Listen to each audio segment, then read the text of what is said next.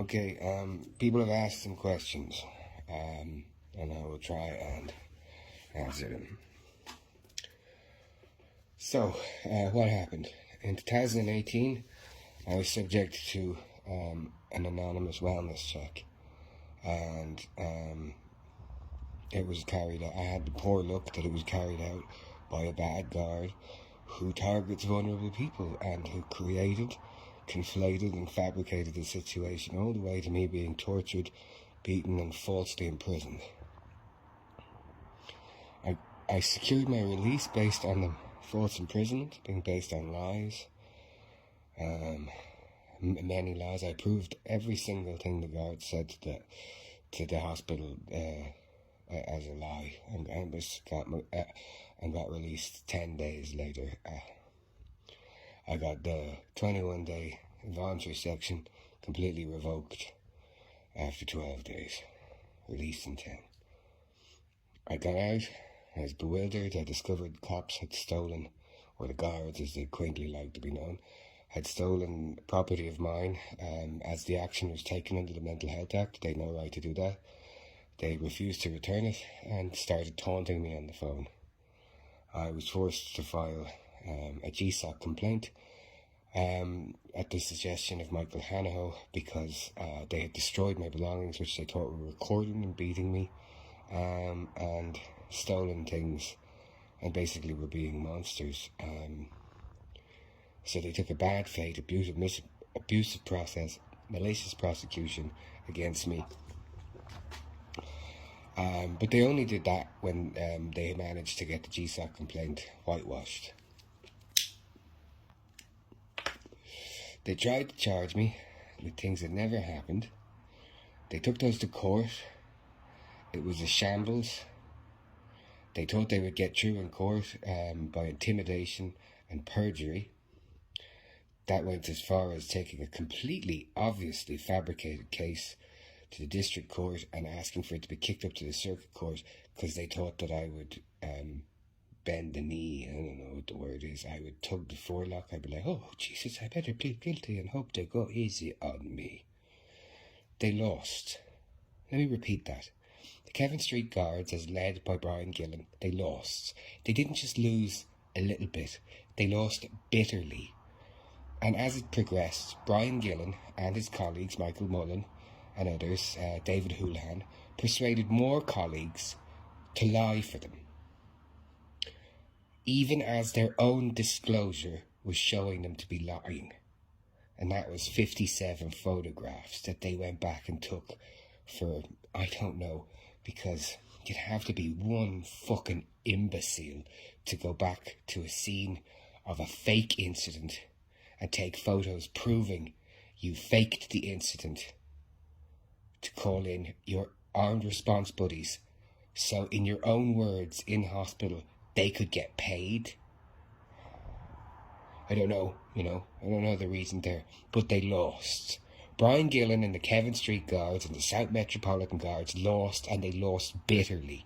And in losing, they were exposed as the petty, mean, cruel criminals they are, who take vindictive, malicious prosecutions, which are fake prosecutions, fraudulent prosecutions.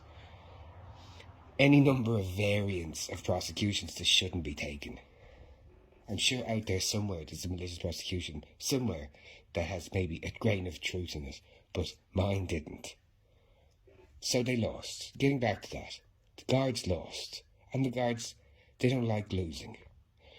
Even while they were losing, bitterly, they had an inspector, Kieran Murphy, harassing me at all hours of the morning, lying to me about the law, lying to me about the Garda Síochána Act, the Mental Health Act, everything.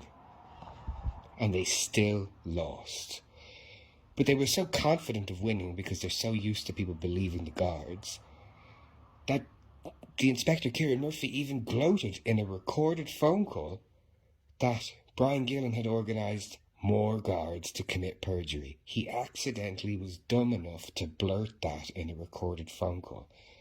So when they lost, the guards, the Kevin Street Guards, lost in what I'm told is maybe one of the longest, if not the longest, dismissal process, under 4E dismissal process in the history of Irish law. One historian brought that to me. A month and a half, or less than a month and a half later, they raided me again. And this is even after Judge Greeley delayed the reading of the judgment, at which I was told was done to, quote, give the guards some time to cool down because they don't like losing. However, the judgment by Melanie Greeley tends to err on the side of the guards. Her whole career, she's been protective of them, pro-guards. And so even in the judgment that she gave, she protected them. She could have been much harsher, as she could have not stopped it when she did. But she didn't. She protected them. But the guards at Kevin Street were so fucking stupid and in such a narcissistic rage that they didn't see that they were given a solid. So they tried to murder me with a third raid, and they've continued to harass me. All points of everything that are currently going on have already been raised before Judge Melanie Greeley. The other thing to point out to the people that are following, I'm non-binary. I'm allegedly, according to a legal historian, I am the first recognition of a non-binary person in an Irish court judgment. I fought very hard for that. I've been sexually assaulted by guards due to that. So if you could just, my pronouns are they, them. In the time of the harassment since then, guards have co-opted everything possible to cause distress or destroy me. That's from historic abuse to everything. I wasn't even allowed report being mugged. They turned that into a point of abuse. So this is just the guards. I'm sorry to break it to people. I'm not making it up.